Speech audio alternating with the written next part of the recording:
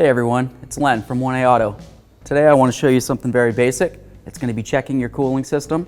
You can come over here to where the cooling system reservoir is. I'm just going to use a screwdriver to move it out of the way so you can see down in there.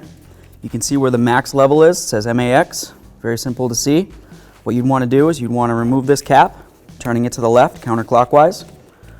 And then you'd want to top it off to the specified level by manufacturer specification coolant.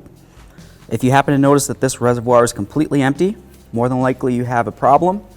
But the next thing that you would want to check is your radiator. Making sure that your engine's cool, your radiator cap isn't hot. If it feels hot in any way, never open it. This is very cool, so I'm not worried too much about it, but I am wearing my safety glasses and I'm wearing hand protection. I'm going to turn it to the left while pushing down.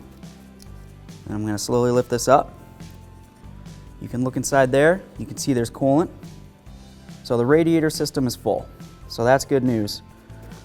Common thing to look at while you have the radiator cap off is just the condition of these O-rings right along here, or the gaskets. You can call them what you want. These don't look like they're cracked. They don't look like they're dry, swollen. This cap looks like it's in good condition. You can also look around the edges for crusties. If you do happen to see crusties, then it's more than likely an issue with this. What happens is the spring can wear out and it'll vent. It's going to be doing its job. The spring wears out, it'll vent, it'll blow by here, and so that at that point you'd want to replace this radiator cap. This looks okay. I'm just going to go ahead and put it on backwards apparently. Turn it back around for you. Looks prettier. Here we are. So once again, we check the radiator while it's cool, never hot. Never open this while it's hot. You can wait. Always wear safety glasses.